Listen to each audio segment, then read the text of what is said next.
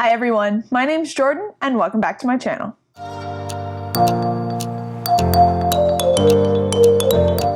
Hi, Editing Jordan here to say I filmed 5 videos today.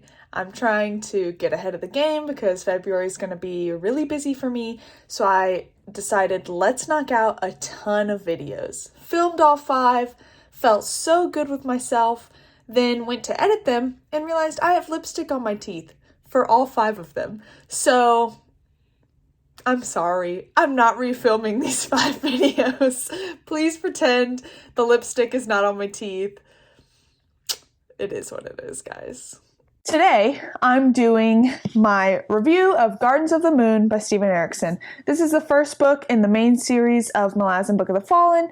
I am hosting a read-along along with Alex over on Tall Guy Reads, Ian from Ian the Reader, and Josh from Red Fury Books. We read Gardens of the Moon this month in January. And guys, I absolutely loved it. Spoiler alert. I thought it was phenomenal. I will say before going into this whole review that us as a group will be doing a live stream sometime in February. The date is TBD, but we will be doing a live stream where we all discuss our feelings about Gardens of the Moon with a Malazan veteran. So look forward to that. There will be a full discussion about this book at that point, but this video will just be my personal thoughts about my reading experience of this book. So first, the plot.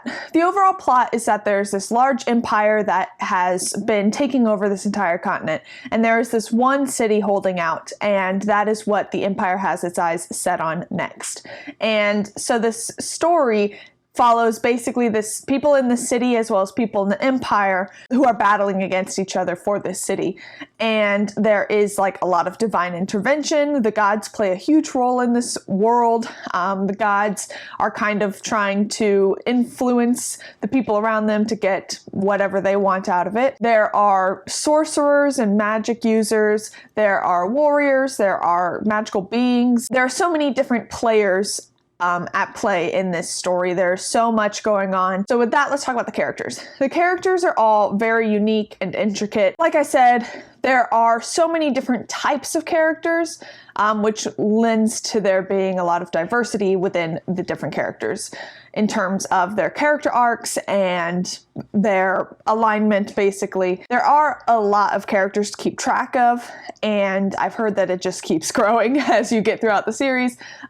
So it's a little confusing at first to kind of keep track of who's who. There's different groups, and keeping track of who's who was a little easier than keeping track of everyone's stance. So keeping track of like which side they're on was kind of difficult because there's multiple groups all fighting for different things, and there's people that go between different groups, and so it was a little confusing trying to keep track of what everyone's goal was and what everyone was trying to accomplish and whose side they were on. But the characters were so interesting in and of themselves that I was constantly turning the page excited.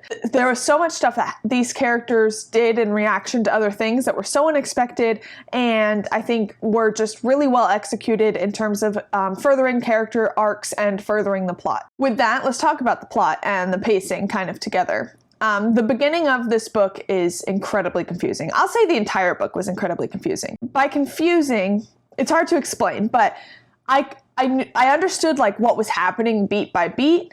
It was just understanding the context of the world and the context of what everyone is doing was the difficult part. Because you're kind of just dropped into this world, dropped into these circumstances, and you just kind of pick up on what's happening as you go along. So while I understood like what people were saying and what they were doing and the actions they were taking and the interactions they were having, I didn't necessarily understand the importance of some of it or the overall context of why they were doing it or whose side they were on.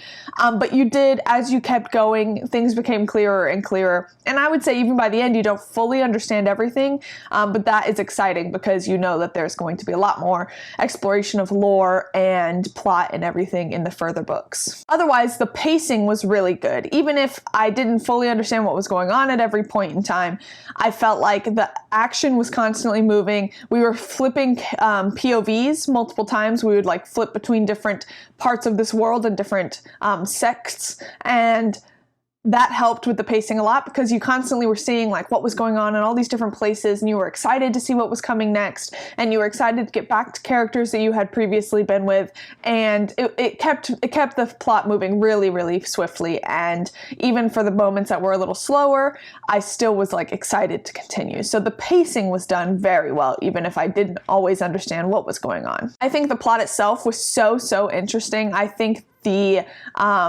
the way the gods interact with everyone was so interesting. A lot of times in books that have like gods, the gods are kind of ethereal, or they influence people very subtly, but these gods are very, very overtly part of the world, and they interact with people directly, and it felt very, it made the stakes feel very high because I mean, they're gods. They're gods for a reason, and it made everything feel very... I felt on edge a lot. There's one particular god who's like the god of chance, who has a very large part in the story, and his direct influence on the story was very profound. Like, it directly changed the plot, and it influenced how characters were reacting to certain things throughout the entire book. And that made for a lot of high stakes, which makes for really fun reading. So with the gods and the magic system and everything, the lore of this world was just so interesting, and I'm so excited to read the next book because I want more of the lore. The whole thing felt very like a tabletop RPG, like D&D or something, and supposedly story goes that Steven Erikson was part of a D&D game, and that's what influenced the story. And you can definitely see that influence there. The magic and the plot and the world and all of that, the gods' influence and everything, it all felt very, very D&D. It felt very reminiscent of playing a game of D&D with battles and divine intervention and character interactions and adventuring parties and things like that. You could definitely tell that this had that influence and then took it to the next level. Lastly, I want to talk about the magic system just because it was so cool. There's not like it's not super well explained, but the things that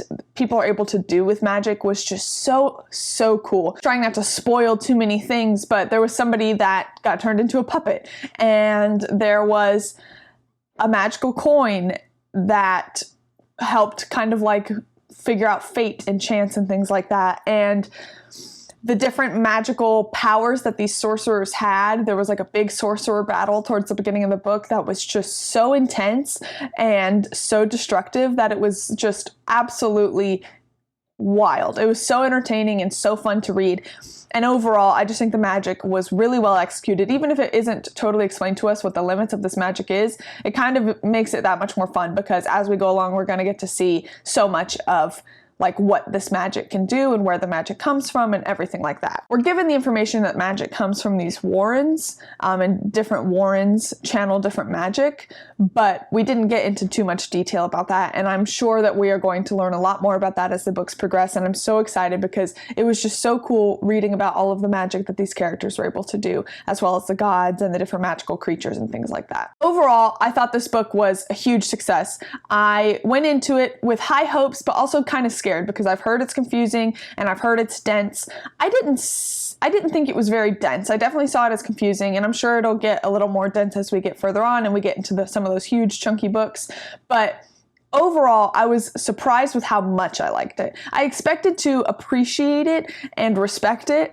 I didn't appreciate to really feel super invested in this first book, and I was. And I'm so happy for that because it was such a fun read, and it's made me even more excited to continue on with the series, and I'm so glad I'm reading it with friends because I was able to discuss as I went along some of the more exciting points and my theories and things like that with the people around me, and that made it that much more fun. So it is not too late. If you want to join this read along, join it. There's time to catch up. We've decided to kind of space them out a little bit more because they get really big and they are dense and everything. So we've spaced it out a little bit. So there's a little bit of time built in there that you can catch up. And I highly recommend, if you have not read Malazan Book of the Fallen, that you read Gardens of the Moon just to see if you like it. It's really not that long. The book itself is really not that big. I mean, the margins in this book and the font are tiny, so it's deceptively small of a paperback.